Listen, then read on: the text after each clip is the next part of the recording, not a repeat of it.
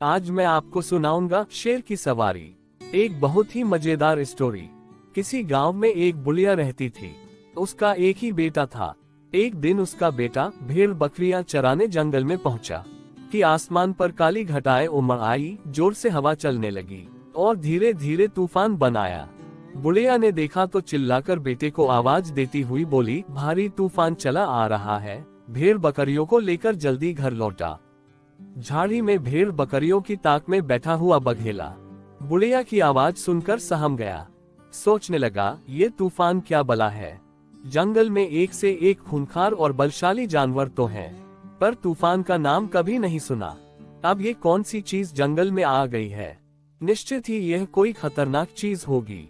सोचकर बघेला मन ही मन डर गया और तूफान की मार से बचने के लिए चुपचाप झाड़ी से निकल भेड़ बकरियों में आ शामिल हुआ।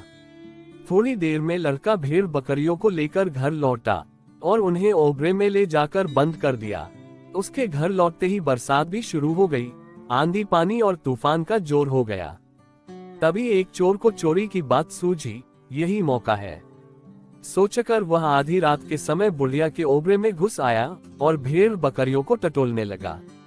वह बुढ़िया के ओबरे से एक हृष्ट पुष्ट बकरे को चुराना चाहता था।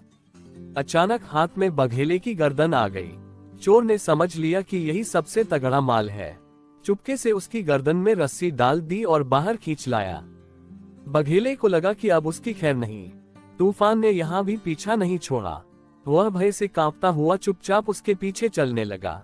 रातों रात वह बघेले को निकालकर दूर ले आया। सुबह के उजाले में जब चोर ने देखा कि बकरे की जगह वह बघेले को बांध लाया है, तो मारे डर के उसकी हालत बिगड़ गई। बघेले को वहीं छोड़कर चोर सिर पर पांव रखकर भागा और वहीं पास में एक पेड़ के खोखल में जा छिपा। उसके हाथ से छूटकर बघेला भी जंगल की ओर भागा और भागता ही चला गया। जंगल में उसे बेतहाशा भागते हुए देख भालू ने रोककर पूछा, बघेले सरदार, आज इतनी तेजी से कहाँ दांव लगाने निकले हो। भालू को देखकर बघेले की जान में जान आई। हाफते हुए बोला, क्या बताऊं कलुआ राजा, अब इस जंगल में हमारी दाल न गलेगी। अब यहाँ एक भयानक जंतु आ पहुँचा है। उसका नाम तूफान है। मुझे लगता है वह इस जंगल में किसी को रहने न देगा। उसके चंगुल से किसी तरह जान बचाकर निकल आया हूँ। देखो, मेरे गले में उसके हाथ की बंधी हुई रस्सी लटक रही है। वह इतना खतरनाक है कि गले से पकड़कर ही सबको काबू में करता है। बघेले की बात सुनकर भालू अपने दोनों पंजे उठाकर खड़ा हो गया। क्या कहा, हमसे अधिक बलवान इस जंगल में शेर को छोड़कर और कौन हो सकता है। अभी साथ चलकर मुझे दिखा। उस दुष्ट को अपने एक ही पंजे से उसकी सूरत न बिगाड़ दी तो कहना। भालू को साथ लेकर बघेला उस ओर चला जहां तूफान के चंगुल से छूटकर वह भाग निकला था। तूफान की बहुत तलाश की, लेकिन उन्हें कहीं कुछ न दिखाई दिया। आखिर भालू थककर उसी पेड़ की जड़ में आ बैठा जिसकी खोखल में चोर छिपा हुआ था। दोनों आमने सामने बैठकर तूफान का इंतजार करने लगे। वह आसपास कहीं नजर आ जाए तो उसकी हालत बिगाड़ देंगे। क्रोध में आकर भालू अपने हाथ पैर पटकने लगा। कहाँ है वह पाजी। धीरे धीरे उसकी पूंछ खोखल के अंदर चली गई। जब चोर ने ये देखा कि भालू की पूंछ उसके मुंह के पास आ पहुंची है, तो उसने दोनों हाथों से पूंछ को मजबूती से पकड़ लिया और अपनी पूरी ताकत के साथ खींचना शुरू किया। एकाएक भालू समझ नहीं सका कि यह क्या हो रहा है, लेकिन तूफान का ख्याल आते ही वह चिल्ला उठा। उसने भी अपनी पूंछ को छुड़ाने में पूरी शक्ति लगा दी। नतीजा ये हुआ कि भालू की पूंछ निकलकर चोर के हाथों में चली गई। बिना पूंछ उसके हाथों से छूटकर भालू वहां से भाग खड़ा हुआ। दोनों भागते भागते दूर पहुंचे और एक घनी झाड़ी में जाकर दम लिया। गजब हो गया, ये कैसा जंतु है जो पूंछ की तरफ से भी अचानक हमला बोल देता है। वे तूफान के बारे में बातें कर ही रहे थे कि एक शेर की नजर उन पर जा पड़ी।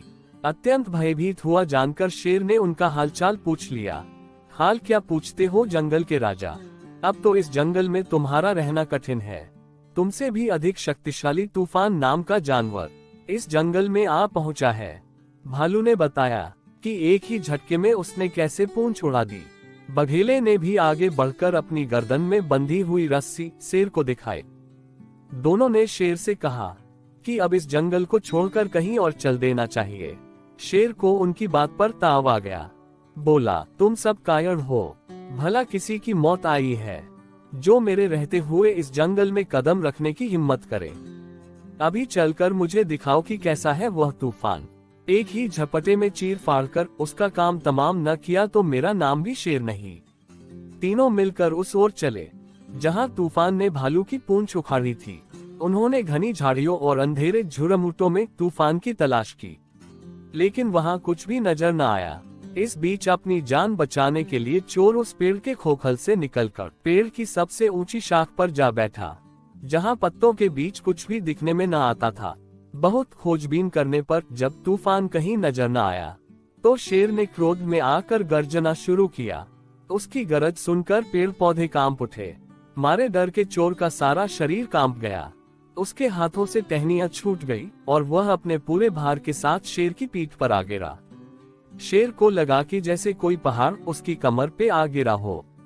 यकायक अपने ऊपर तूफान का हमला हुआ समझ वह उछलकर भागा। चोर को भी एक ही रास्ता दिखाई दिया।